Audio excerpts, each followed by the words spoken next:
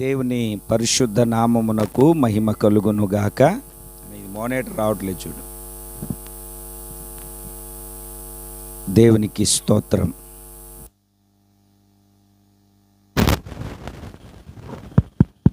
Praise the lord. Monitor పెంచు. దేవుని పరిశుద్ధ నామమునకు మహిమ కలుగును గాక. అందరూ ఒకసారి రెండు చేతులు పైకెత్తి సంతోషంగా దేవునికి స్తోత్రం చెబుదామా? హల్లెలూయా. మన ప్రభువును రక్షకుడైన యేసుక్రీస్తు అతి శ్రేష్టమైన నామములో ఈ క్రిస్మస్ కార్యక్రమానికి కూడి వచ్చిన మీ అందరికీ నా హృదయపూర్వకమైన వందనాలు చెల్లిస్తున్నాను. ఇక్కడ కూర్చున్న వాళ్లకు, ఆ వెనకాల రోడ్డు మీద కుర్చీలో కూర్చున్న వాళ్ళకు కూడా వందనాలు. చేతులు తెచ్చారా? తెస్తే ఇలా చెప్పండి, తప్పేం కాదు, పాపమేం కాదు. అందరికీ వందనాలండి. అలాగే నాతోటి సేవకులకు వందనాలు. నన్ను ప్రేమతో ఆహ్వానించిన దివ్యప్రకాష్ గారికి, వారి కుటుంబానికి నా ప్రేమపూర్వకమైన వందనాలు చెల్లిస్తూ ఉన్నాను.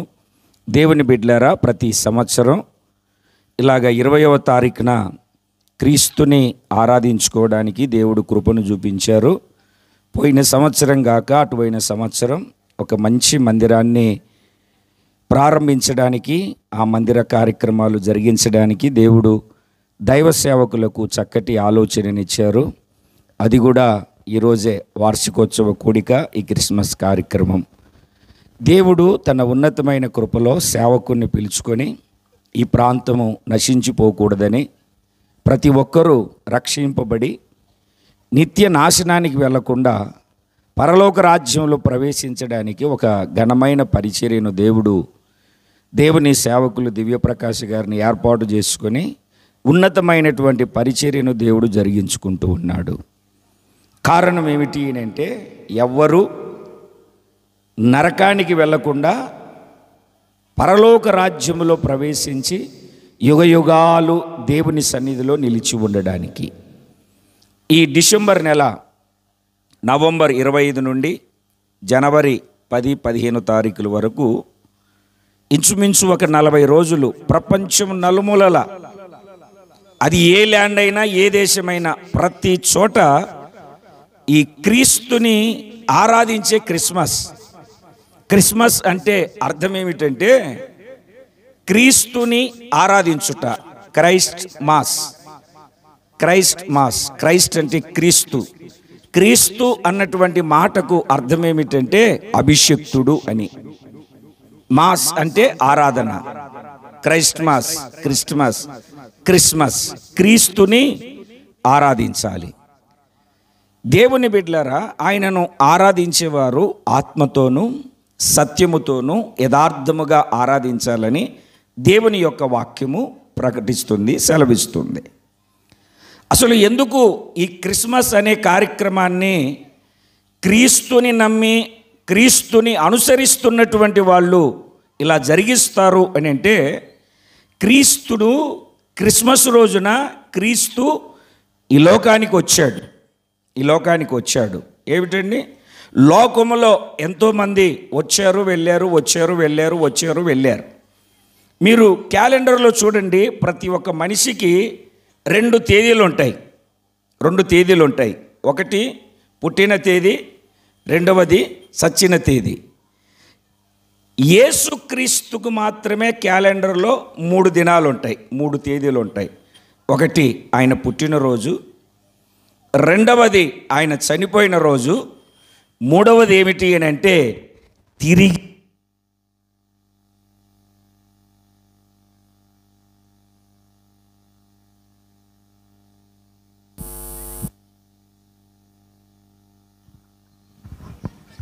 సమాధిలో నుండి తిరిగి లేచిన రోజు. మహానుభావులు, మహనీయులు, ప్రపంచాలను జయించిన వారు, రాజ్యాలను, మతాలను, సమస్తాన్ని స్థాపించిన వారు భూమి మీదకి వచ్చారు, చచ్చారు, సమాధి చేయబడ్డారు. తిరిగి లేచినవాడు, సమాధిని ఖాళీ చేసిన వారు ఎవరైనా ఉన్నారు అని అంటే, ఇదిగో మనం ఈరోజు క్రిస్మస్ కార్యక్రమాన్ని జరుపుకుంటున్న యేసుక్రీస్తు ఒక్కడే. అందుకు 2 చేతులు పైకెత్తి సంతోషంగా దేవునికి స్తోత్రం చెబుదాం. మీరు క్యాలెండర్లో మహానుభావుల ఏమిటండి తేదీలు చూడండి. పుట్టారు చచ్చారని ఉంటుంది. తిరిగి లేచిన ఒక తేదీ ఉంటుంది, అది యేసుక్రీస్తుకు తప్ప ఎవరికి లేదు.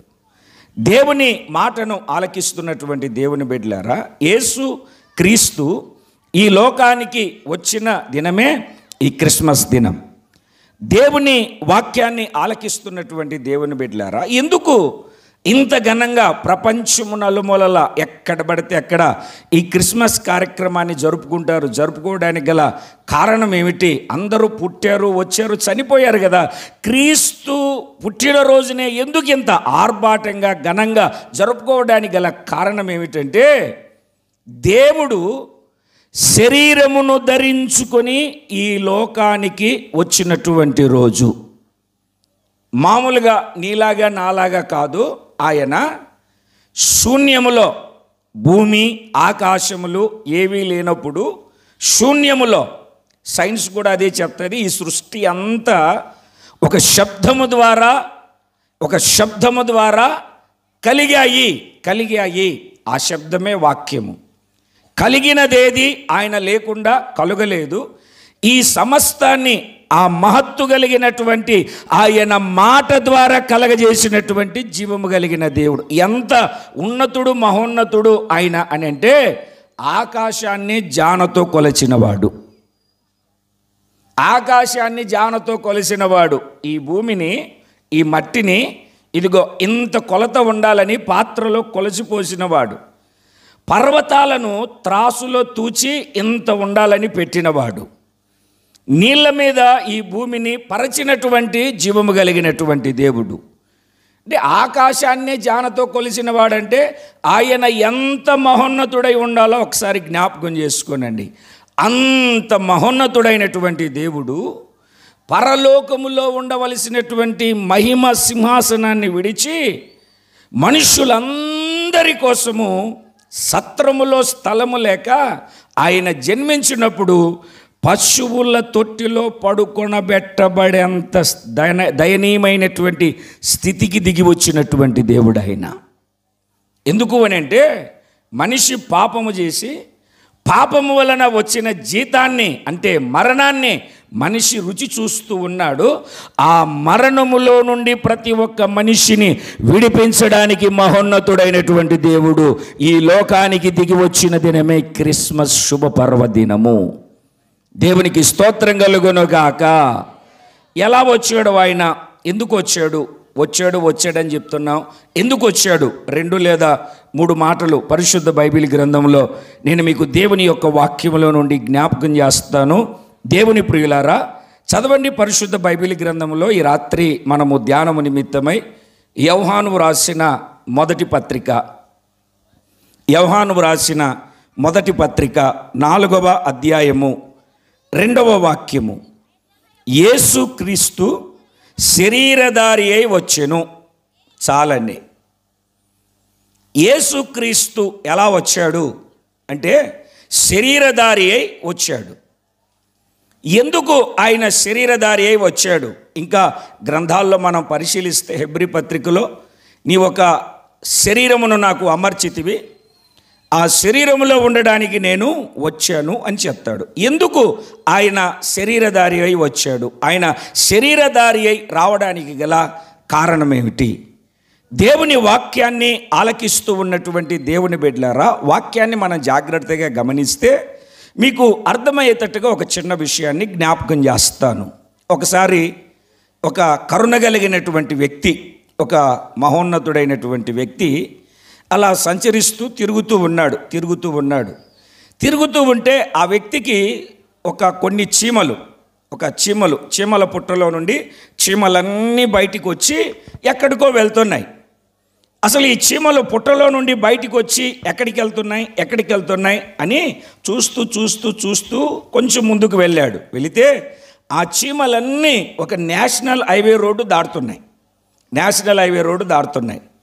అప్పుడు ఈయనకు గుర్తొచ్చింది. అంటే ఈయన చీమకు కూడా అపకారం తలపెట్టే వ్యక్తి కాదు, అంత సున్నితమైనటువంటి మనస్కుడు. అబ్బో, ఇప్పుడు చీమలు హైవే దాటి అవతలికి వెళ్తున్నాయి, ఇప్పుడు రోడ్డు ఎక్కాయి అనుకో, చీమలన్నీ ఏమైపోతాయి? లారీ కిందనో బస్సు కిందనో పడి చచ్చిపోతాయి అని చెప్పి ఆ చీమల దగ్గరికి వెళ్ళి, చీమల్లారా మీరు చస్తారు, మీరు అటు వెళ్ళొద్దు, చీమల్లారా మీరు చస్తారు, అటు వెళ్ళొద్దు అంటే ఆ చీమలన్నీ నువ్వు అరిస్తే అరుసుకో, నాకేంటరా బాబు అన్నట్టుగా కాముగా ఉన్నాయి. ఈయనేమో చీమల్లారా మీరు వెళ్ళొద్దు, అటు వెళ్తే మీరు చస్తారు, అటు వెళ్తే చస్తారు, మీరు వెళ్ళొద్దు అని చెప్తున్నాడు. చెప్తుంటే ఏ చీమకు ఏ మాట అర్థం అవ్వట్లేదు.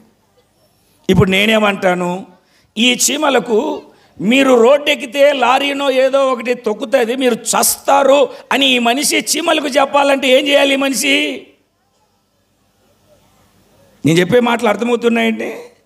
ఇప్పుడు చీమలకు మీరు చస్తారు, మీకు ప్రమాదం ఉంది, మీరు ఆ రోడ్డు వెళ్ళొద్దు, మీరు లారీలో బస్సులో తొక్కేస్తాయి అని చెప్పాలంటే ఈ వ్యక్తి ఏం చేయాలి? ఈ మనిషి మాట ఆ చీమలకు అర్థం అవ్వట్లేదు, వినపడట్లేదు, వినిపించుకోవట్లేదు. ఏమవ్వాలి అని అంటే దాని భాషలోనికి చెప్పాలి అని అంటే ఈ మనిషి కూడా ఒక చీమలాగా మారాలి. అప్పుడు ఆ భాషలో చెబితే ఆ చీమలకు అర్థమవుతుంది. ఇప్పుడు వాక్యాన్ని మనం ఏమని చదివాము అని అంటే యేసుక్రీస్తు శరీరధారి అయి వచ్చాడు.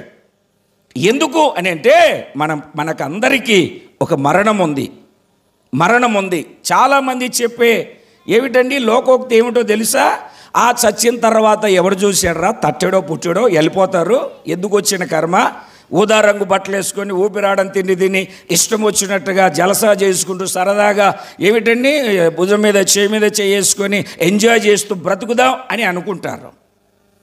చచ్చిన తర్వాత ఎవడు చూశాడు, చచ్చిన తర్వాత ఏం జరుగుతుంది అన్నటువంటిది తెలియదు. దేవుని వాక్యాన్ని ఆలకిస్తున్న దేవుని బిడ్డలారా, మనిషి జీవితం చనిపోయిన తర్వాత అసలు రంగం ప్రారంభించబడుతుంది. మనిషి శరీరానికి మరణం ఉంది, కానీ మనిషిలో దేవుడు పెట్టిన ఆత్మకు మరణము లేదు. మనిషి ఆత్మ యుగయుగాలు జీవిస్తుంది. అయితే నరకములో జీవించాలా, నిత్య జీవములో జీవించాలా అన్నటువంటి సందేహం ఆ వ్యక్తికి, ఆలోచన తెలియక ఎలా నిత్యత్వాన్ని సంపాదించుకోవాలో తెలియని అస్తవ్యస్తమైపోయిన స్థితిలో ఉన్నటువంటి మనిషికి మరణము తర్వాత నిత్య జీవం ఉంది. అది నువ్వు నరకానికి వెళ్లకుండా నిత్య రాజ్యములో తండ్రి సన్నిధిలో నిలిచి ఉండాలి అని ఒక మంచి సమాచారాన్ని, తెలియని విషయాన్ని, తెలియని లోకాన్ని మనకు తెలియజెప్పడానికి యేసుక్రీస్తు శరీరాన్ని ధరించుకొని వచ్చాడు. ఆ చీమలకు ప్రమాదము ఉంది అని చెప్పాలి అంటే ఒక చీమే చెప్పాలి. ఏనుగు వచ్చి చెప్పినా, సింహం వచ్చి చెప్పినా ఆ చీమలు వినవు. ఎందుకంటే ఆ భాష, ఆ భావం అర్థం కాదు. అందుకే ఆది యందు వాక్యమై ఉన్నటువంటి దేవుడు శరీరమును ధరించుకొని ఈ అనంత సృష్టిని మహత్తు కలిగిన మాటతో కలగజేసిన దేవుడు మనవలే మట్టి శరీరమును ధరించుకొని ఈ లోకానికి వచ్చాడు, శరీరధారిగా వచ్చాడు. ఎందుకు అని అంటే మనకు వార్తను చెప్పి మనలను మరణములో నుండి జీవములోనికి దాటించడానికి వచ్చాడు. గట్టిగా చప్పట్లు కొడుతూ సంతోషంగా సర్వోన్నతుడైనటువంటి దేవుని మహిమపరుద్దాము. ఆయన ఈ లోకానికి వచ్చిన దేవుడు శరీరమును ధరించుకొని యేసుక్రీస్తుగా ఈ లోకానికి వచ్చిన రోజే క్రిస్మస్ పర్వదినం. దేవునికి స్తోత్రం కలుగును గాక. చెప్పాలండి గట్టిగా హల్లెలూయా. ఎందుకు వచ్చాడు యేసు ప్రభు ఈ లోకానికి? ఈ లోకానికి ఆయన వచ్చి ఏం చేశాడు? అసలు ఎందుకు రావాల్సి వచ్చింది శరీరధారిగా? కొన్ని మాటలు నేను మీకు దేవుని వాక్యంలో జ్ఞాపకం చేస్తాను. ఇదే యోహాను రాసిన మొదటి పత్రిక 3వ అధ్యాయము 5వ వాక్యాన్ని మనము జాగ్రత్తగా చదవగలిగితే, పాపములను తీసివేయుటకై ఆయన ప్రత్యక్షమాయనని మీకు తెలియను, ఆయన యందు పాపమేమీయు లేదు. ఎందుకు యేసుక్రీస్తు శరీరాన్ని ధరించుకొని ఈ లోకానికి వచ్చాడు అంటే, దేవుని బిడ్డలారా, మనిషిలో ఉన్నటువంటి పాపాన్ని తీసివేయడానికి వచ్చాడు. ఎందుకంటే మొదటి మనిషి ఆజ్ఞను అతిక్రమించి పాపము చేస్తే ఆ పాపము అందరికీ ప్రాప్తించింది, అందరికీ సంక్రమించింది. ఆ పాపము వలన వచ్చిన జీతం మరణాన్ని మనిషి తీసుకుంటూ ఉంటే ఈ మనిషిలో ఉన్నటువంటి పాపాన్ని ఎలా తీసివేయాలి? వెండి ద్వారా, బంగారు ద్వారా, ఆ దానము ద్వారా, ఈ దానము ద్వారా, దేని ద్వారా మనిషికి పాపములో నుండి విమోచన, పాప నివారణ కలుగుతుంది అని ఆలోచించినటువంటి సృష్టికర్త అయిన దేవుడు మనిషిని పాపములో నుండి విడిపించి మనిషిలో ఉన్నటువంటి పాపాన్ని తీసివేయడానికి ఆయన ఈ లోకానికి వచ్చాడు. చేతుల పైకెత్తి గట్టిగా దేవునికి స్తోత్రం చెబుదాం.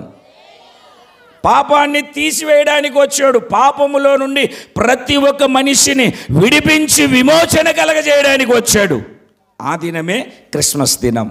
అందుకే ఈ క్రిస్మస్ దినాన సంతోషించి సంబరముతో, ఆనందముతో, ఆత్మ హర్షించున్నట్లుగా అందరూ ఐక్యపడి జీవము కలిగినటువంటి దేవుని నామాన్ని మహిమపరుస్తూ ఉంటారు. దేవుని వాక్యాన్ని ఆలకిస్తున్నటువంటి దేవుని బిడ్డలారా, మనిషికి పాపములో నుండి విమోచన కలగాలి అని అంటే రక్తము అవసరమై ఉన్నది. మేకల యొక్కయు, ఎడ్ల యొక్కయు, కోడెల యొక్కయు రక్తము కాదు, దేవుడే శరీరమును ధరించుకొని వచ్చి తన రక్తాన్ని చిందించాలి. వాక్యం ఏం చెప్తుంది అంటే రక్తము చిందించకుండా పాప క్షమాపణ కలుగదు.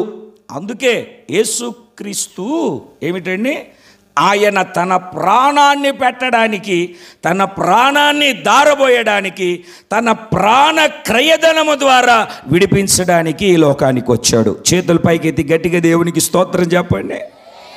మిమ్మల్ని ఒక మాట అడుగుతాను. ఈ స్టేజ్ మీదకి ఎక్కితే చస్తారు అని తెలిసింది అనుకోండి, మాట్లాడరు ఏంటండి? ఈ స్టేజ్ మీదకి ఎక్కితే చస్తారు అని తెలిసింది అనుకోండి, ఎవరైనా ఎక్కుతారా? చేతుల పైకి ఎత్తని నేను ఎక్కుతానని ఎక్కుతారు? మీరు ఎక్కుతారా? చెప్పరేంటండి? ఎక్కుతారా? ఎందుకని? ఎందుకు ఎక్కరండి? చస్తారు కనుక. యేసుక్రీస్తు ఈ లోకానికి వచ్చేటప్పుడు మనం ఎందుకు పుట్టామో, దేనికి పుట్టామో మనకు తెలియదు. అర్థమైందండి? మనం ఎందుకు పుట్టామో, దేనికి పుట్టామో తెలియదు. ఒకవేళ చస్తాము అని తెలిసి ఉంటే పుట్టకపోయి ఉండు మేము.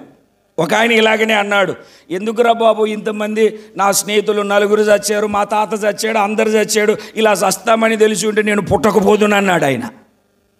చస్తామని తెలిస్తే మనం పుడతామని పుట్టము. యేసుక్రీస్తు అలా కాదు. ఆయన పుట్టిందే సర్వమానవాళి కోసము ప్రాణాన్ని ధారబోయడానికి, సర్వమానవాళి పాపమునకు ప్రాయశ్చిత్తము కలగజేయడానికి, సర్వ మానవాళి యొక్క పాపములో నుండి విమోచించి విడుదల కలగజేయడానికి యేసుక్రీస్తు పుట్టాడు. ఏమండి, స్టేజ్ ఎక్కితే చస్తారు, ఒక్కసారి వచ్చి స్టేజ్ ఎక్కి వెళ్ళండి అంటే మనం ఏమంటాం? ఒరే దుర్మార్గుడా, భలే చెప్పావు, చావడానికి నేను ఎక్కాలా అంటాం.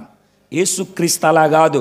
నేను చావడానికి, అనేకుల ప్రాణ విమోచన క్రయధనము కొరకు నేను నా ప్రాణాన్ని దారబోయడానికి వచ్చాడని చెప్పాడు. చప్పట్లు కొట్టి సర్వోన్నతుడైనటువంటి దేవుని నామాన్ని మహిమపరుద్దాం. దేవునికి స్తోత్రం కలుగునుగాక. ఆయనలో పాపమేమీ లేదు. అయినా మనందరి కోసం మన పాపములన్నీ ఆయన మీద వేసుకొని, చూడండి, మీరు ఒక 2 రెఫరెన్సులు చదువుతారు పరిశుద్ధ బైబిల్ గ్రంథంలో.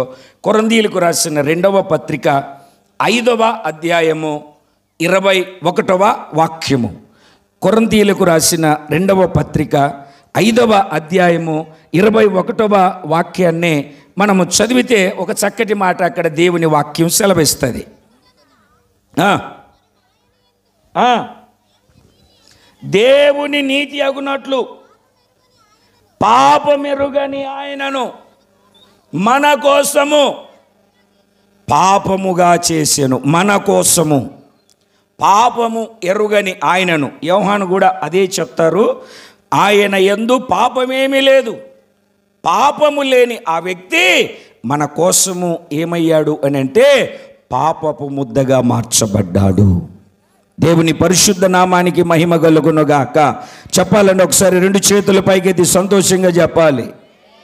ఆయన యందు పాపమేమీ లేదు. పేతురు రాసిన మొదటి పత్రిక 2వ అధ్యాయము 24వ వాక్యాన్ని కూడా త్వరగా చదవండి. పేతురు రాసిన మొదటి పత్రిక, పేతురు రాసిన మొదటి పత్రిక 2వ అధ్యాయం 24వ వాక్యం. మనం ఏంటండి? మన చనిపోయి నీతి విషయమై జీవించున్నట్లు ఆయన తానే తన శరీరమందు మన పాపములను మ్రాను మీద మోసుకొనెను. ఆయన పొందిన గాయముల చేత మీకు స్వస్థతను దేవుడు కలగజేస్తూ ఉన్నాడు. మన పాపములను ఆయనే తన శరీరం మీద ఆ కల్వరి శిలువలో ఏమిటండి? విధి రూపకమైనటువంటి వ్రాతను కొట్టివేయడానికి మేకులతో దానిని ఏమిటండి? మనకు పడవలసినటువంటి శిక్షను ఆయనే తన శరీరమందు శిక్షను భరించి మనందరి పాపములను క్షమించి ఆయన పొందిన గాయముల చేత మనకు స్వస్థతను కలగజేస్తూ ఉన్నాడు. ఆయన యందు పాపము లేదు, అయినా మన కోసము అన్యాయపు తీర్పు నొంది. బైబిల్ పండితులు చెప్తారు, 3 మతపరమైనటువంటి తీర్పులు, 3 రాజకీయ సంబంధమైనటువంటి తీర్పులు పొంది ఒకే రాత్రి 6 సార్లు తీర్పు పొంది ఆయన మనందరి కోసము చనిపోయాడు అని బైబిల్ పండితులు చెప్తాడు. ఏ మనిషి, ఏ వ్యక్తి చేయని త్యాగము చేయడానికి యేసుక్రీస్తు ఈ లోకానికి వచ్చి మన పాపముల కోసము ఆయన చనిపోయి మనలో పాపములను తీసివేయడానికి యేసుక్రీస్తు ఈ లోకానికి వచ్చాడు. దేవునికి స్తోత్రం కలుగునుగాక. చెప్పాలి, సంతోషంగా చెప్పాలి. నేను ఇలాగా మీటింగులు పెట్టిన పాస్టర్ని కొట్టి చంపాలని కర్రలు రాడ్లు తీసుకొని 1-2-3 పోగు చేసుకొని అలాగ రోడ్లమ్మడి తిరిగేవాడిని. ఈ పాస్టర్లు ఏమన్నా తక్కువ? ఇదిగో అయిపోతుంది అని 6:30కు ప్రారంభించిన మీటింగు 12 అయ్యేది. మనకేమో పీకల్లాగా తినేసి అర్థమవుతుందండి 7, 7:30, 8 కల్లా నిద్ర వచ్చేది, వెళ్ళిపోయి పడుకునేవాడిని. దేవుని బిడ్డలారా, నేను చిన్నప్పుడు మా అమ్మ నన్ను చాలా భయభక్తితో పెంచింది, కానీ పెద్దయిన తర్వాత కొన్ని అలవాట్లు. రోజుకి 40 గుట్కాలు వేసుకునేవాడిని. గుట్కాలు మానేద్దామని కైని నేర్చుకున్నాను. కైని మానేద్దామని సిగరెట్లు మానేద్దామని మందు నేర్చుకున్నాను. అలాగా ఒకదానికి జతైపోయి అన్ని దుర్గుణాలు నా మీదకి వచ్చి నాలో ఏలుబడి చేస్తున్నాయి. ఒకటి మానేద్దామని ఒకటి అన్నీ ఇక కొన్ని చెప్పకూడదు. అయితే ఒకసారి మా ఊర్లో పంద్యాలు జరుగుతూ ఉన్నాయి, కొబ్బరి పంద్యాలు. ఆ కొబ్బరి పంద్యాల్లో మా పక్షాన ఆ కొబ్బరి కుర్డీలు గుద్దితే ఆ ముక్కలను లెక్క పెట్టడానికి ఎవడన్నా ఒకడు మంచోడు కావాలి. ఎవడున్నాడు ఈ ఊర్లో అంటే ఒకడు ప్రార్థనకి వెళ్తాడు. నా ఫ్రెండు అతని దగ్గరికి వెళ్ళి తీసుకొని వద్దామని అక్కడికి వెళ్ళాను. మొట్టమొదటిసారిగా చర్చిలో అడుగుపెట్టిన తర్వాత నా ముఖం చూసి ఆయన పరిగెత్తుకుంటూ వచ్చి చర్చిలో నుండి నన్ను బయటికి తీసుకొచ్చాడు. అతనితో కొద్దిసేపు మాట్లాడాను. ఇట్లా పంద్యాలు జరుగుతున్నాయి, మా పక్షాన నువ్వు లెక్కెట్టడానికి రావాలి, అది ఇదని చెప్పాను. చెప్పిన తర్వాత ఓకే వస్తాను, అది ఇదని చెప్పాడు. చెప్పాక దేవుని బిడ్డలారా, జరిగినటువంటి సంభవం ఏమిటంటే ఆయన మాటలో మాట ఉండి, ఇప్పుడు యేసుప్రభు నమ్మిన వాళ్ళకు ఉండే జబ్బు ఇది. ఏమండి, ఎందుకు ఇంత బాధపడతారు? కొంచెం దేవుని నమ్ముకుంటే ఇవన్నీ వెళ్ళిపోతాయి కదా, కాస్త యేసుప్రభుని నమ్ముకో అన్నాడు. నాకు బీపీ బార్డర్ దాటేసినట్టుంది. ఎక్కలేని కోపం వచ్చింది. ఆ కోపాన్ని తట్టుకోలేక ఒకే మాకు మాట, రే పిచ్చి వాగుతున్నావేంటి, జాగ్రత్త, మాకు దేవుళ్ళు లేరనుకున్నావా? అసలు యేసుప్రభు దేవుడు అంటున్నావు. యేసుప్రభు దేవుడైతే దిగి వచ్చి ఇదిగో నా జోబిలో ఉన్న గుట్కాలు సిగరెట్ ప్యాకెట్లు తీసేయమను, అప్పుడు చూస్తానన్నాను. ఇంటికి వెళ్ళాను. దినచర్యలు కార్యక్రమాలు బాగానే జరుగుతున్నాయి. వేసవి కాలం నాకు భయానకమైనటువంటి చలి జ్వరం వచ్చింది. ఏం చేయాలో అర్థం అవ్వట్లేదు. కంబలి, ఇంత మందంగా ఉండే కంబలి, 2 కంబళ్ళు 2 మడతలు పెట్టి మా అమ్మ నా మీద కప్పిన సచ్చిన కుక్కలాగా మంచంలో ముడుచుకొని పడుకున్నాను. నాకు అర్థమైపోతుంది కాసేపట్లో చేస్తాను అన్నటువంటి ఆలోచన నాకు అర్థమైపోతుంది. దేవుని బిడ్డలారా, అసలు ఎందుకు చేస్తున్నాను నేను? కొత్తగా పెళ్ళయింది, నా భార్య పరిస్థితి ఏమిటి, నా తల్లి పరిస్థితి ఏమిటి, నన్ను భుజాల మీద మోసి పెంచింది కదా అని బాధపడుతూ ఉన్నటువంటి తరుణంలో ఒక స్వరము వినబడుతుంది. యేసుక్రీస్తు దేవుడైతే దిగిరమ్మన్నావు కదా, ఇదిగో నేను ఇప్పుడు నీ దగ్గరికి వచ్చాను, నువ్వు నన్నేమి చేస్తావు అని. అప్పుడు ఒకే ఒక మాట చెప్పాను, అయ్యా నువ్వు దేవుడవు గనక దిగి వచ్చావు. నేను దేవుడు అనుకునే వాళ్ళ దగ్గరికి వెళ్ళాను, వాళ్ళు నా దగ్గరికి రాలేదు. నువ్వు నా దగ్గరికి వచ్చావు గనక బ్రతికిన దినములన్నీ బైబిల్ పట్టుకుని నిన్ను గురించి ప్రకటిస్తాను అని ఆ రోజు తీర్మానం చేసుకున్నాను. ఈరోజు కూడా ఆయన వాక్యాన్ని ప్రకటిస్తూనే ఉన్నాను. ఎందుకు ఈ మాటను చెప్తున్నానంటే, యేసుక్రీస్తు మతం మార్చడానికో ఇంకొకటి చేయడానికో రాలేదు. మనిషి మనస్సును మార్చి, హృదయాన్ని పవిత్రపరిచి, ఆత్మను రక్షించి, మనిషిలో ఉన్నటువంటి పాపాన్ని తీసివేయడానికి వచ్చాడు ఈ లోకానికి. ఈ లోకానికి ఎందుకు వచ్చాడు ఆయన అంటే, దేవుడు వాక్యమై ఉన్న దేవుడు శరీరమును ధరించుకొని ఈ క్రిస్మస్ దినాన ఈ ఘనమైన కార్యక్రమము జరగడానికి గల కారణం ఏమిటంటే, ప్రతి మనిషిని పాపము తీసివేయడానికి యేసుక్రీస్తు ఈ లోకానికి వచ్చాడు. దేవుని పరిశుద్ధ నామానికి మహిమ కలుగునుగాక.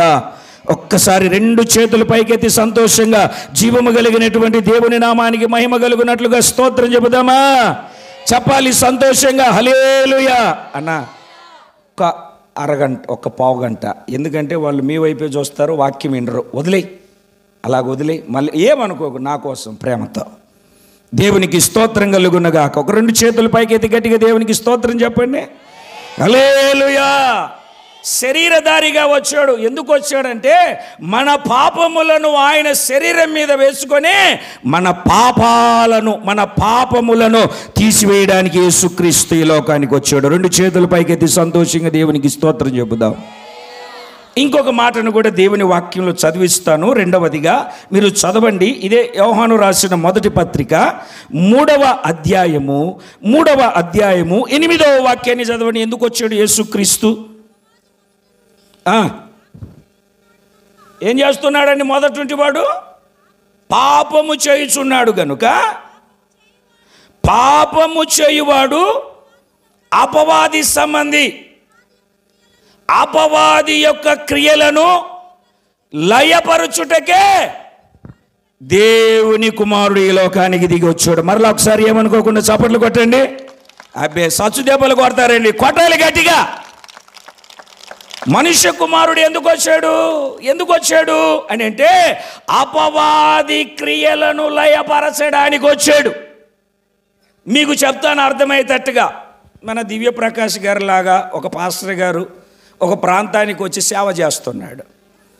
సేవ చేస్తుంటే ముసలోళ్ళు ముతుకోళ్ళు దేవుని నమ్ముకొని దేవుని మందిరానికి వస్తున్నారు. కొంతమంది యవనస్తులు పాస్టర్ గారిని ఆట పట్టించాలని పాస్టర్ గారి దగ్గరికి వచ్చి ఏదో భక్తి ఉన్నట్టుగా నటించి యాక్షన్ చేసేస్తున్నారు.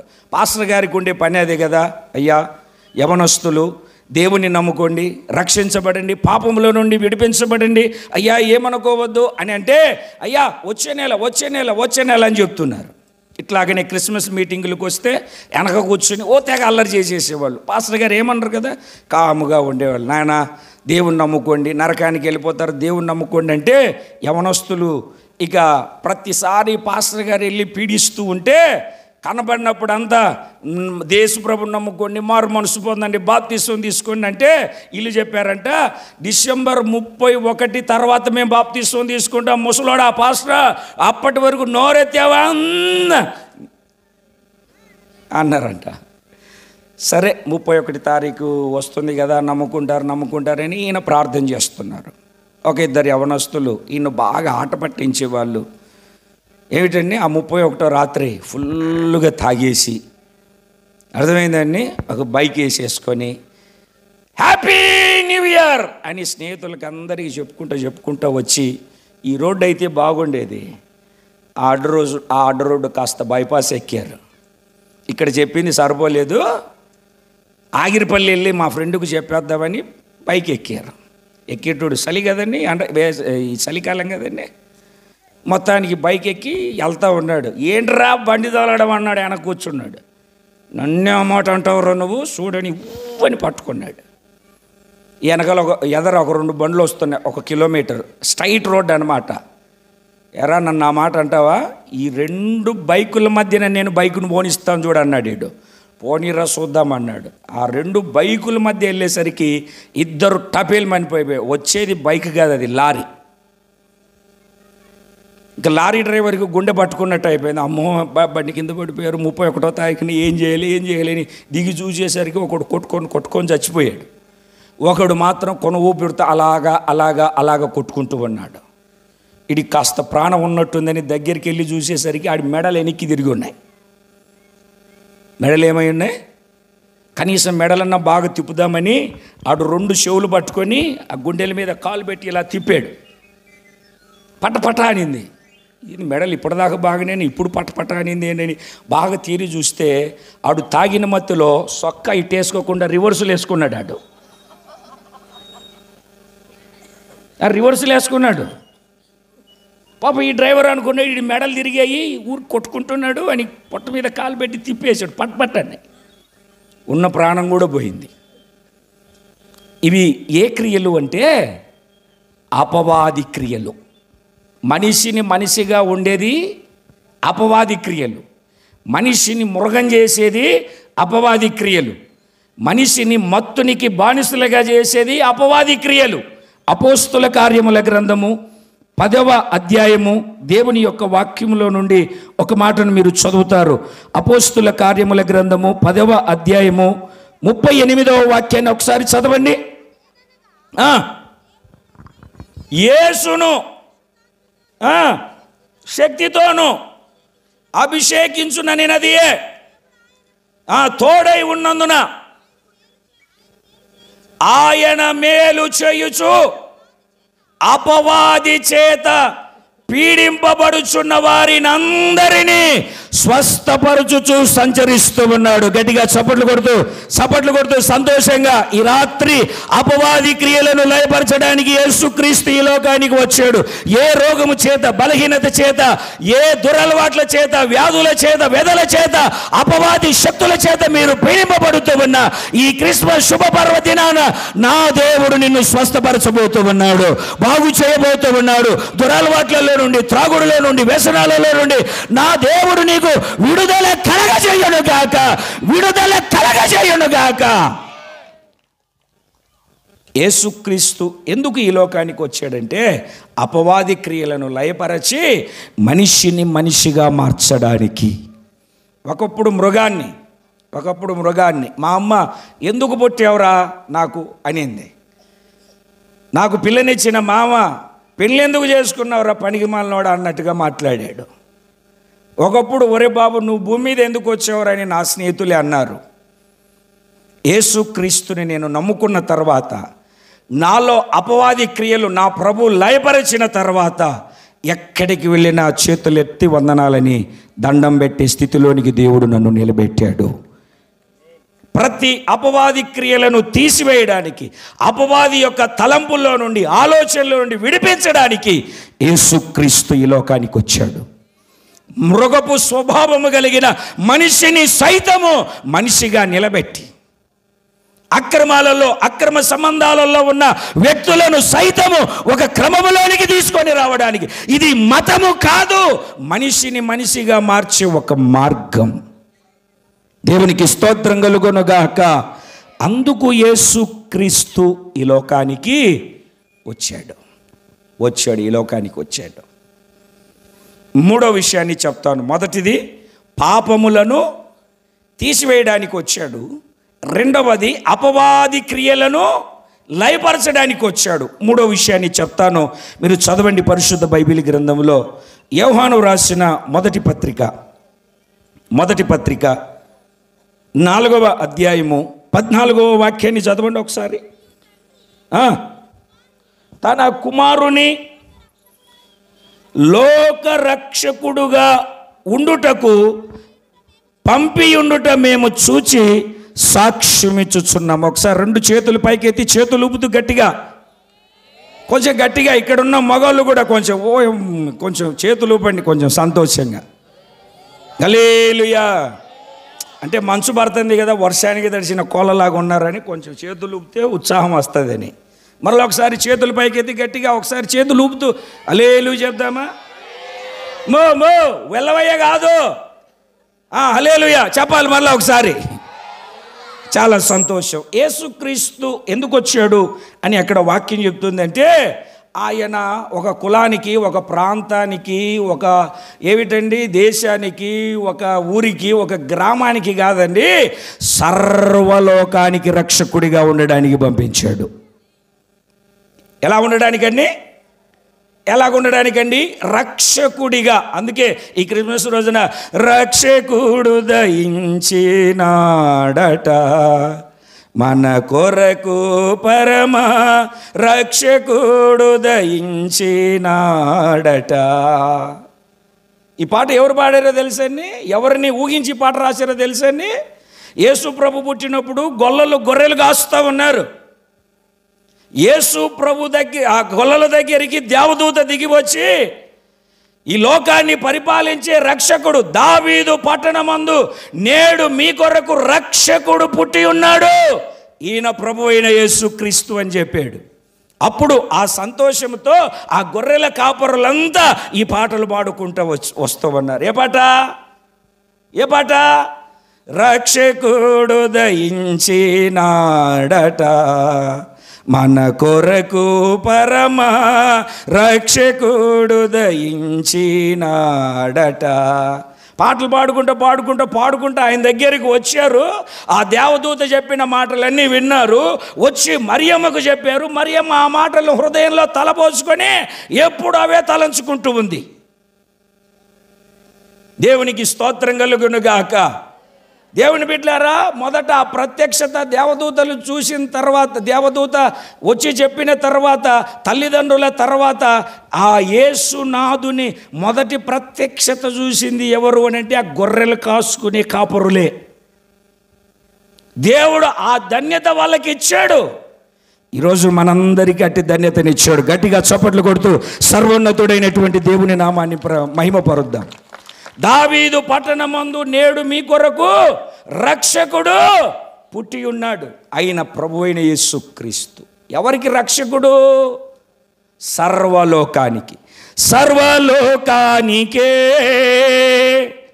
చక్రవర్తివి నీవే యేసయ్యా. ఒక ప్రాంతానికి, ఒక తెగకు, ఒక వాడకు, ఒక పల్లెకు కాదు, ఒక పట్టణానికి, ఒక దేశానికి కాదు, ఒక రాష్ట్రానికి కాదు, సర్వలోకానికి రక్షకుడై ఉండడానికి ఆయన పంపివేయబడ్డాడు. అది యోహాను చూశాడు, సాక్ష్యం చెప్తూ ఉన్నాడు, గ్రంథస్థము చేసి మనకిచ్చాడు. ఇప్పుడు ఆయన ఒకరికి ఇద్దరికి కాదు, సర్వలోకానికి రక్షకుడిగా ఉండడానికి దిగి వచ్చాడు. ఇదే యోహాను రాసిన మొదటి పత్రిక 2వ అధ్యాయము 2వ వాక్యాన్ని చదవండి ఒకసారి. ఆయనే మన పాపములకు ఏమై ఉన్నాడని? శాంతికరమై ఉన్నాడు. మన పాపములకు మాత్రమే కాదు, సర్వలోకానికి శాంతికరమై ఉన్నాడు. ఒకసారి చలి కిలి పులి ఎగిరిపోయినట్లు గట్టిగా చప్పట్లు కొడతారా? ఒకరి కాదండి, సర్వలోకానికి ఆయన శాంతి. మతస్థాపకుడు కాదు, మత బోధకుడు కాదు, శాంతిని అనుగ్రహించడానికి వచ్చిన దేవుడు. ఆయనను కొరడాలతో కొట్టిన వాళ్ళను, బల్లెముతో పొడిచిన వాళ్ళను, మేకులతో కొట్టిన వాళ్ళను, జుట్టు పట్టుకొని లాగిన వాళ్ళను, తల మీద ముళ్ళ కిరీటము పెట్టి మొత్తిన వాళ్ళను, ముసుకేసి గుద్ది ఎవరు గుద్దారో చెప్పు అన్న వాళ్ళను, దాహం అంటే చిరుకనిచ్చిన వాళ్ళను సైతం ఆ శిలువలో ఎక్కిన నా యేసు, తండ్రి వీరేమి చేయుచున్నారో వీరు ఎరగరు గనక క్షమించు అని పగ తీర్చుకొనక శాంతిని ప్రకటించినటువంటి వాడు యేసుక్రీస్తు. మరలా ఒక్కసారి ఆ మాటను చదవండి. ఆయనే మన పాపములకు శాంతికరమై ఉన్నాడు. అక్కడ ఫుట్నోట్లో 4 అని రాసింది చూడండి, పక్కన పైన 4 అని రాసింది, కింది చూడండి. ఆ శాంతికరమై అంటే ఏంటి అర్థము? ఆయనే మన పాపములకు ప్రాయశ్చిత్తమై ఉన్నాడు. యేసు నామములో రక్షణ, యేసు రక్తములో పాప విమోచన, ఆయన ద్వారా తప్ప ఎవరికి రక్షణ కలగదు. ఆయన తండ్రికి మనకు మధ్యలో శాంతి, పశ్చాత్తాపం, ఆయన మనకు శాంతి అయి ఉన్నాడు. అందుకు రెండు చేతుల పైకెత్తి సంతోషంగా సర్వోన్నతుడైనటువంటి దేవునికి మహిమ కలుగునట్లుగా స్తోత్రం చెబుదాం. ఆయన మన పాపములకు ప్రాయశ్చిత్తమై ఉన్నాడు. ఆయన మనకు సంధి చేయడానికి మధ్యవర్తిగా ఆయన దిగి వచ్చాడు. ఆయన శాంతి అయి ఉన్నాడు. దేవుని పరిశుద్ధ నామమునకు మహిమ కలుగునుగాక. చెప్పాలి రెండు చేతులు పైకెత్తి గట్టిగా. ఎవరికండి ఆయన శాంతి? ఎవరికండి ఆయన శాంతి? ఎవరికి రక్షకుడండి ఆయన? ఒకరికా ఇద్దరికా? సర్వలోకమునకు. సమరయ స్త్రీ, ఆ సమరయ గ్రామములో ఉన్న వాళ్ళనందరినీ తీసుకుని వచ్చిన తర్వాత ఆ సమరయ పట్టణస్థులు సమరయ స్త్రీతో అంటున్నారు, అమ్మా నువ్వు చెప్తే విని ఆశ్చర్యపడి వచ్చాము. నువ్వు చెప్పడం కాదమ్మా, మేము కన్నులారా ఆయనను చూశాము. ఆయన సర్వలోకమునకు రక్షకుడై ఉన్నాడు. సర్వలోకానికి రక్షకుడై ఉన్నాడు. అరే ఏంటి యేసు ప్రభుని గురించి తెగ మైకులు పెట్టుకొని లైట్లు కట్టుకొని అక్కడక్కడ ఇలా చెప్తున్నారు. చచ్చిన వాళ్ళని లేపాడంట, గుడ్డివారికి చూపించాడంట, కుంటివారికి కాళ్ళు ఇచ్చాడట, శాంతి లేని వారికి సమాధానం ఇచ్చాడట. ఆయన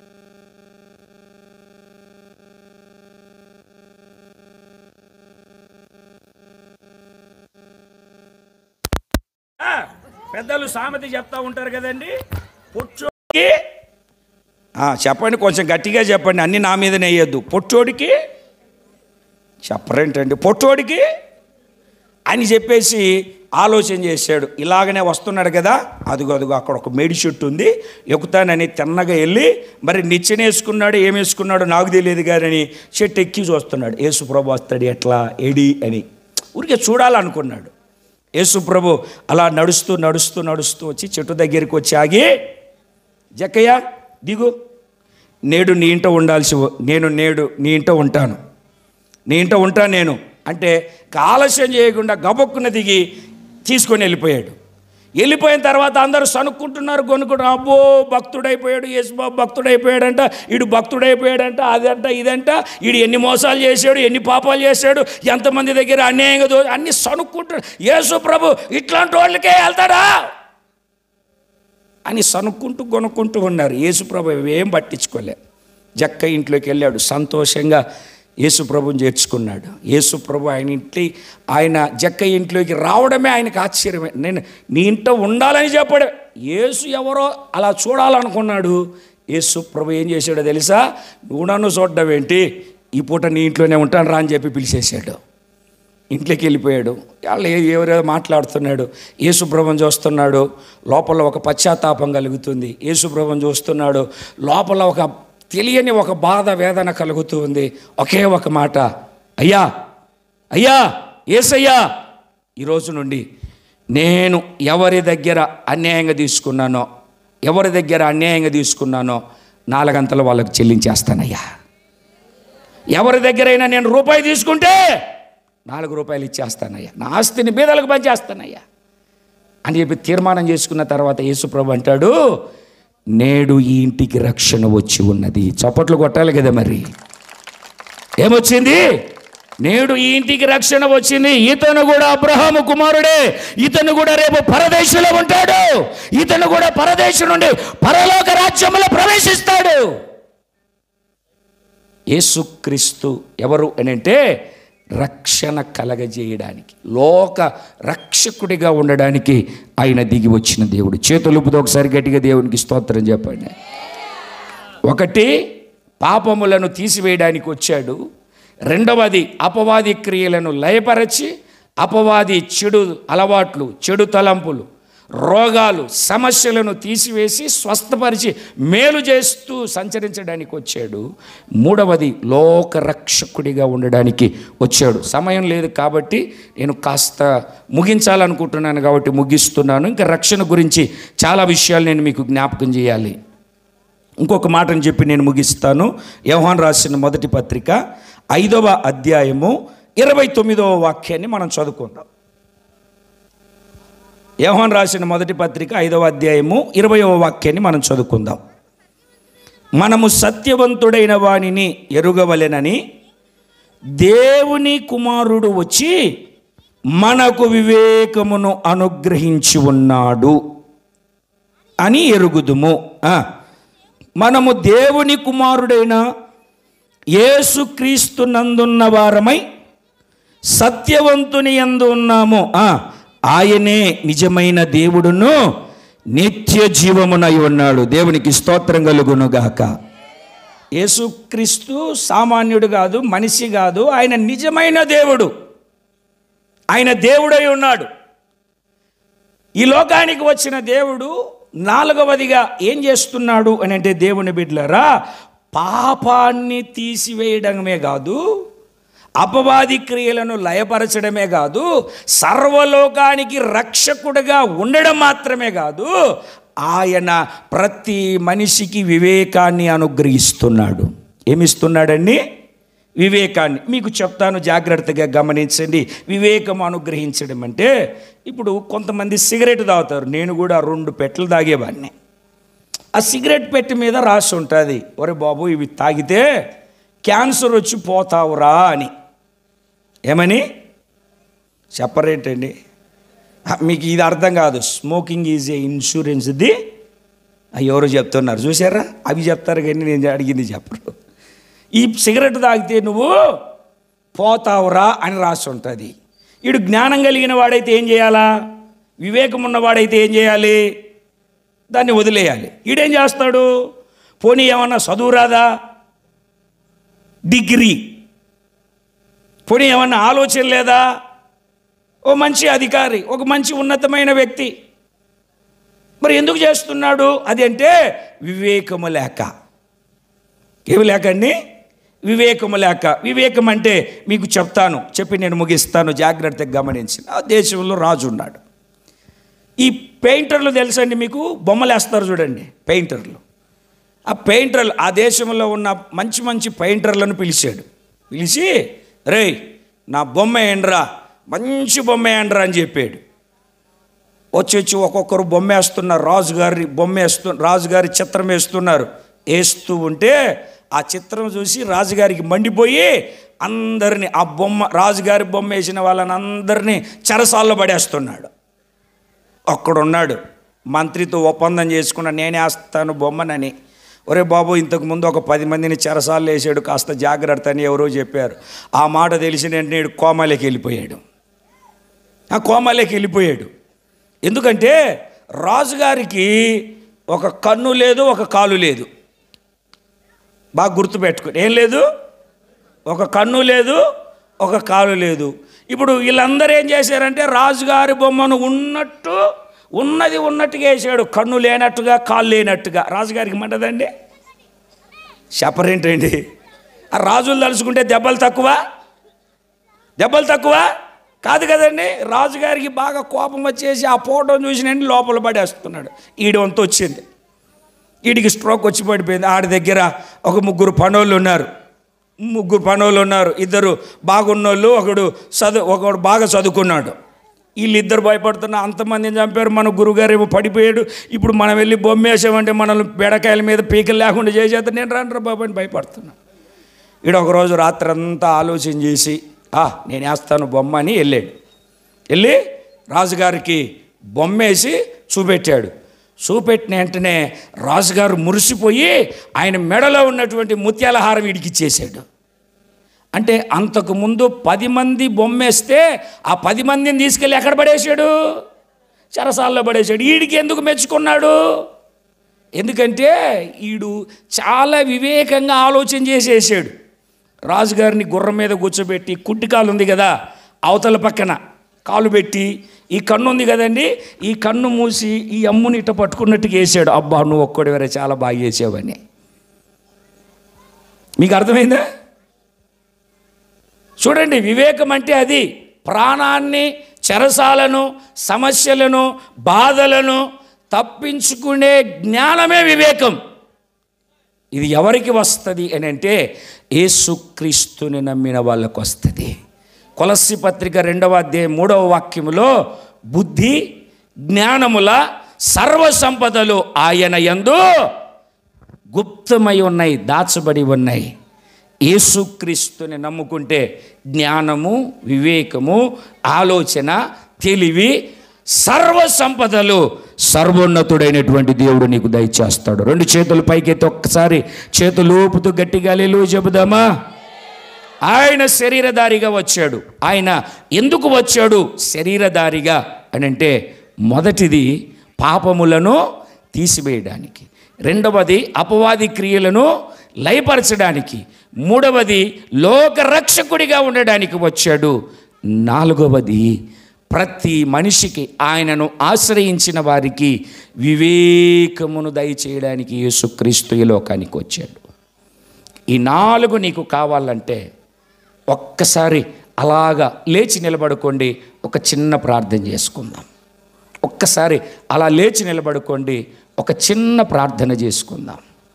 బుద్ధి జ్ఞానముల సర్వ సంపదలు ఆయన యందు గుప్తమై ఉన్నవి. లేచి నిలబడిన ప్రతి ఒక్కరూ మరి కొన్ని క్షణాల్లో నా సందేశాన్ని ముగిస్తూ ఉన్నాను. ఒక చిన్న ప్రార్థన చేసుకుందాం, ఒక చిన్న తీర్మానం చేసుకుందాం. లేచి నిలబడిన ప్రతి ఒక్కరూ ఒక చిన్న తీర్మానం చేసుకుందాం. కృపగలిగిన దేవుడు ఎందుకో ఈ రాత్రి నీతో మాట్లాడు. ఆయన శరీరధారిగా దిగి వచ్చాడు. ఆయన ఎందుకు దిగి వచ్చాడు? పాపములను తీసివేయడానికి ఆయన దిగి వచ్చాడు. అపవాది క్రియలను లయపరచడానికి యేసుక్రీస్తు ఈ లోకానికి వచ్చాడు. సర్వలోకానికి రక్షకుడిగా ఉండడానికి ఆయన దిగి వచ్చాడు. వివేకమును ఇవ్వడానికి, ఎలా బ్రతకాలో, ఎలా బ్రతకూడదు, ఏం చెయ్యాలో, ఏం చేయకూడదు, ఎలా ఉండాలో, ఎలా ఉండకూడదో వివేకమును ఇవ్వడానికి, బుద్ధి జ్ఞానముల సర్వ సంపదలు కలిగినటువంటి దేవుడిగా ఆయన మన మధ్యలోనికి దిగి వచ్చిన రాత్రి దేవుని బిడ్డలారా, నోరు తెరిచి అడుగుదామా అందరం. ఒక్కసారి నోరు తెరుద్దామా. సర్వకృపానిధివి, సంపదల గనివి,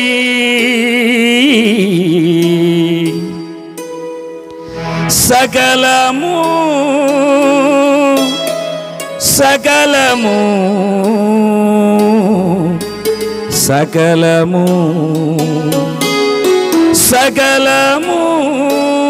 చేయగల నీ వైపేనా కన్నులెత్తి చూచెదా. సకలము చేయగల నీ వైపేనా కన్నులెత్తి చూచెదా. నీవు నాకుండగా నీవే నాండగా, నీవేనా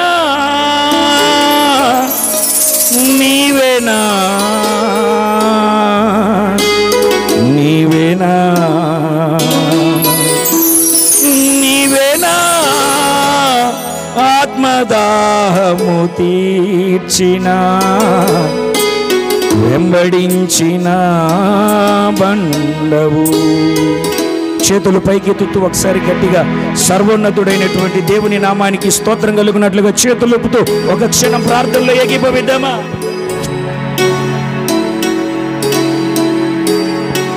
ఈ రాత్రి ఆయన నీతో మాట్లాడుకుంటూ వచ్చాడు. ఒక ప్రత్యేకమైన మాట ఆయన నీకు బయలుపరిచాడు. జీవం కలిగిన దేవుడు ఆయన ఎందుకు వచ్చాడో ఆ 4 విషయాలు నీతో మాట్లాడుకుంటూ వచ్చాడు. ఒక్కసారి పాపంలో పడి ఉన్నావా? పాపకరమైన జీవితంలో జీవిస్తూ ఉన్నావా? ఒక్కసారి చేతులెత్తి ప్రమాణము చేస్తూ, ప్రభువా, నాలో ఉన్న ప్రతి పాపాన్ని కూడా తీసివేయటానికి లోకానికి వచ్చావని నా మధ్యలోకి దిగి వచ్చావని, మా మధ్యలో మీరున్నారని మేము నమ్ముతున్నాము నాయన. మమ్మల్ని ఇది మొదలుకొని నాయన, మాలో ఉన్న ప్రతి పాపాన్ని కూడా తీసివేయండి నాయన. ప్రత్యేకమైన వారిగా మీరు నిలబెడుతున్నందుకు ఆయనకి స్తోత్రం అయ్యా. ఈ రాత్రి ఉన్నతమైన రాత్రిగా మీరు మార్చినందుకు ఆయనకి స్తోత్రం అయ్యా. నీ ప్రత్యక్షతలు చూపినందుకు ఆయనకి స్తోత్రం అయ్యా. ఎంత మందిలో అయితే పాపం ఉందో ఈ రాత్రి మీరు తీసివేస్తున్నందుకు ఆయనకి స్తోత్రం అయ్యా. మీరు ఈ లోకానికి వచ్చింది మాలో ఉన్న ప్రతి పాపాన్ని తీసివేసే దేవుడిగా మీరు దిగి వచ్చినందుకు ఆయనకి స్తోత్రము చెల్లిస్తూ ఉన్నానయ్యా. అపవాది క్రియలను లయపరిచి మమ్మల్ని స్వస్థ కలగజేయడానికి, నెమ్మది కలగజేయడానికి, సమాధానకరంగా బ్రతకడానికి, మా బ్రతుకులు మార్చడానికై, అపవాది క్రియలు లయపరచడానికి ఈ లోకానికి దిగి వచ్చిన దేవుడు అయి ఉన్నావయ్యా. మూడవదిగా ఈ లోకానికి రక్షకుడిగా దిగి వచ్చావు దేవా. మా కుటుంబాల్లో ఇంకను రక్షణార్థమైన మారు మనసు లేని వారు ఉన్నారయ్యా. నీ శాంతిని ప్రసాదించడు నాయన. అనేకుల్లో నాయన ఇంకను నిన్ను అంగీకరించక మా గ్రామాల్లో ఉన్నారు, మా పట్టణాల్లో ఉన్నారు, మా పల్లెల్లో ఉన్నారు. ప్రతి ప్రజ కూడా నీవు లోక రక్షకుడు అని నీ వైపు త్రిప్పబడినట్లుగా మీరు కార్యాన్ని జరిగించడానికి దిగి వచ్చిన దేవుడిగా సంచరిస్తున్నందుకు ఆయనకి స్తోత్రం అయ్యా. వివేకం కలగచేయటానికి మీరు దిగి వచ్చిన దేవుడిగా ఈ రాత్రి మాతో మీరు మాట్లాడుకుంటూ వచ్చారు దేవా. ఒక్కొక్కరికి వివేకాన్ని మీరు కలగచేయండి. బుద్ధియు, జ్ఞానము, వివేకము నీ అందునైన సర్వ సంపదలు గుప్తమై ఉన్నవయ్యా. అట్టి వివేకము ద్వారా ఒక్కొక్కరు వారి కుటుంబాలను మలుచుకుని నీ వైపు త్రిప్పునట్లుగా అట్టి వివేక జ్ఞానములతో మీరు నింపుతున్నందుకు నీకు స్తోత్రము చెల్లిస్తూ ఉన్నా. నీ సేవకుని నిలబెట్టుకుని మీరు వాడుకున్న విధానం బట్టి నీకు స్తోత్రం అయ్యా. వారిలోనైనా ప్రతి ఒక్కరి జీవితాల్లో నీరు కట్టి ఫలింపు పొందినట్లుగా, ఒక్కొక్కరికి సంపూర్తి అయిన మార్పు కలిగినట్లుగా, లోక రక్షకుడిగా వారిలో ఉద్భవించినందుకు నీకు స్తోత్రము చెల్లిస్తూ యేసు నామములో అడుగుచున్నాము తండ్రి, ఆమేన్. Praise the lord.